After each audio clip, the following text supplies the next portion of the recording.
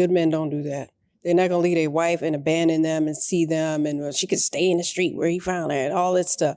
That's really low class to even think or have the arrogance to say such heinous things. And a man is married to more than one wife. Well, it ain't his day with her, so just leave her on the bus stop. What? Warning, viewer discretion is advised. The content, views, and educational material you are about to experience could challenge your belief, trigger strong emotions, and frankly, piss you off. This isn't for everyone. If you're not ready to confront new ideas, or if your feelings bruise easily, this might be the time to click away. Expect to be challenged, to think, and you might even want to scream at the screen. Proceed with caution, and remember, you chose to be here. Let's get it. Assalamu alaikum. Peace. I'm Coach Nazir. And I'm Coach Fatimah, his wife. And I am Coach Nyla. I am also his wife. We are the founders of Outstanding Personal Relationships, as well as the authors of the book, Let's Talk Polygamy Uncensored. With that being said, we want to discuss something that's pretty important. We're going to get into different games, different manipulation or power plays that men and women try to play and deal with when it comes to polygyny in particular. If you don't know, polygamy is the general term that simply means a spouse who is married to multiple spouses. But under that umbrella, there are two in particular. There's polyandry, where a wife has multiple husbands, or a husband is married to multiple wives. Clearly, we endorse and support and I practice polygyny. Right. With that being said, we're going to go ahead and share just some different games and things to really look out for. It's kind of red flags, if you will, when it comes to polygyny. Because no, it's not all just hunky-dory or sunshine, rainbows, and what else? Kittens and unicorns. Kittens and unicorns and all that stuff, right? And leprechauns. Right, you know what I'm saying? So let's get to it. What are some things you want to go ahead and point out? I think that the unsolicited phone calls and advice that some wives will practice. This is she needs to, you need to tell her to. What you mean? Well, the wives will tell the husband, you need to check her, you need to get her, that kind of stuff. And nobody asked they didn't ask you what they need to do. So one of the ways that women can manipulate, we're gonna get over here to husbands and wives, is trying to use their husband for their mouthpiece so that he can communicate what she's afraid to communicate to her co-wife. And it's very manipulative. It's not a healthy practice. He will remember it when he finds it out if he doesn't know it already. And you're not gonna look too good if you're doing that. This is something that can happen no matter the sequence of wives, because we as co-wives and family members, Coach Nyla and I have gotten it from initial wives, we've heard it from subsequent wives as well. There can be these really terrible, people think this is chess in their mind and they're playing checkers. So when you take your husband and you use him as your tool to manipulate, that again, that says something about your character. It says something about how you feel about him directly and your co-wife as well. So he becomes this collateral damage, and you might be thinking, oh, well, he loves me, so I can use him to my advantage to get to her. You know, so yeah. That, oh my gosh, crying wolf, where you'll have, it doesn't matter what timeline you're in, whether you're an initial wife, additional wife, it doesn't matter. You want to spend more time. So you have the phone calls, or, you're terrified, afraid, or you miss them, don't want, those different things. It's okay.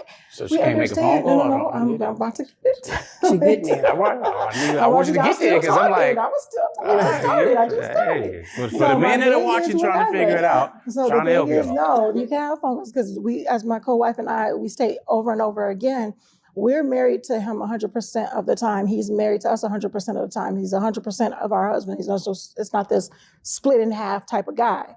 So, but the thing is that when it's the crying wolf, when you don't want this person to, you don't want the husband to leave. And we understand that. You miss your husband. You want him to be with you. You want to spend this time.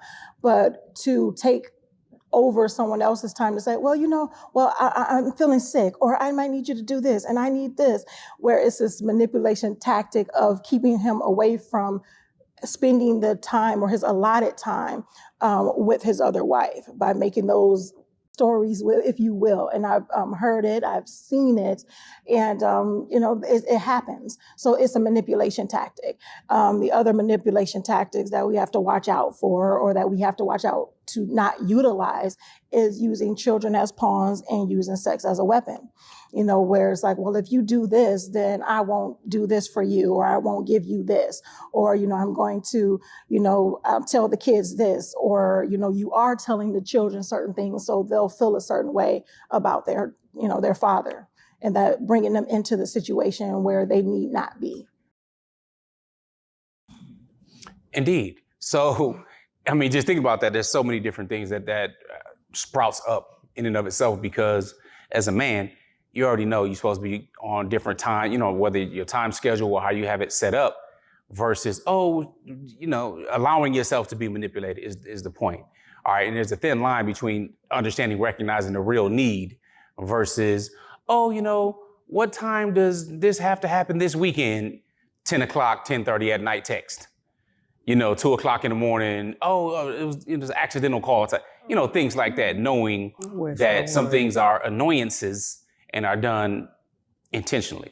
These types of things where it almost feel like you're babysitting, dealing with, a toddler or something like that. All right. So knowing clearly you got to be the man. Some men go and they put their phone on do not disturb or just don't deal with it, which I think that's problematic, because there are chances for real emergencies. Those do happen.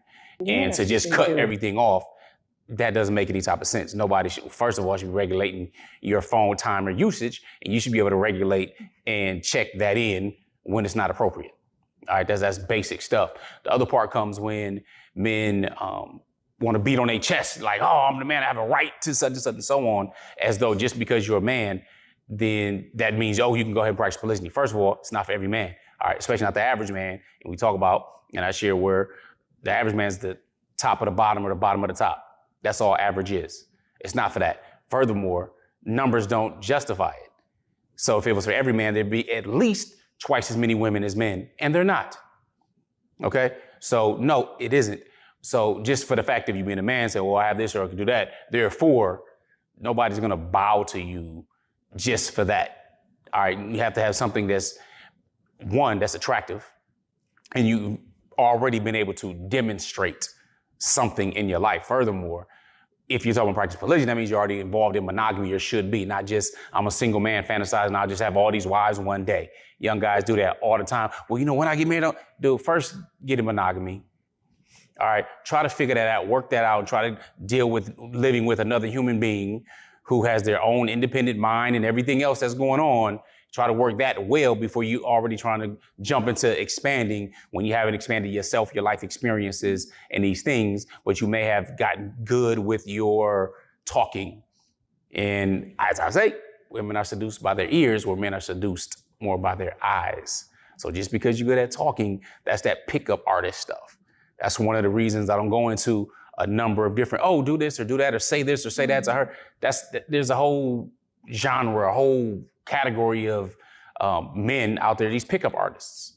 That's not what we buy. And it reminds me of, if you ever seen the movie Hitch, there was a dude named Xavier or whatever. Dude tried to come in and, try to play the role and everything else. He's a pickup artist. You just want to get at somebody in particular and so on. So there's a whole area out there for that. But when it comes to polygyny, we're talking about raising your standards and raising your core values and moving with morals. All right, so. You mentioned intentionally doing stuff. Sometimes your intentions can be malicious. So I want to use a strong word so that people remember it, because with some wives, that's what it is. It's being malicious and trying to create a nuisance and to get attention, like Coach Nyla, they were saying. But some of it can be straight up. We had somebody, we were talking about a husband giving his other wife a ride, and this was on Facebook. This argument broke out, and this woman said, well, I would have left her I'd leave her on the corner where she belonged, and he needed to just go on past her. Men don't typically do that. Good men don't do that. They're not going to leave their wife and abandon them and see them and she could stay in the street where he found her and all that stuff. That's really low class to even think or have the arrogance to say such heinous things. And a man is married to more than one wife. Well, it ain't his day with her, so just leave her on the bus stop. What? That's family. That's my spouse. I'm not going to abandon them. Now, there's some suckers out there that abandon their wives in more than one way. But we're talking about men that care about their role and that love the women that are in their life. People get mad. They get mad and they want men to measure. Well, how much do you love this one? And how much do you love that one? That's something that you can't place on a scale. But you know you love them. And these are the things you're willing to do and willing to become. So as wives, we know what we're doing. We're sharing our husband, but we are sharing time with the entire world that he's in, and he's sharing it with us too. He can't see us whenever he wants to see us every single time. So everybody has a role to play, and it's important to understand what that role is and to not step over boundaries and ignore boundaries and completely violate boundaries. We don't make calls at 2 and 3 o'clock in the morning. If we call Coach Nazir, Coach Nyla can speak on this too. He knows if we're calling him at 2, 3 in the morning and it's not our night with him or his night with us, something bad happened. Something is going on. Somebody is sick. Somebody passed away. It's something extreme, but not what you doing. No, we don't do that to one another either. So he doesn't have to step in and say, look now, you two, I don't want to get any calls at 2 and 3 in the morning from the two of yous, right?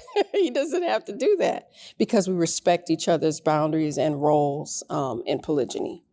I like that you said that because it's to comment on that as well as what Coach Nyla was saying about the men, about that the ego the arrogance is like, well, because I'm a man, I can do this.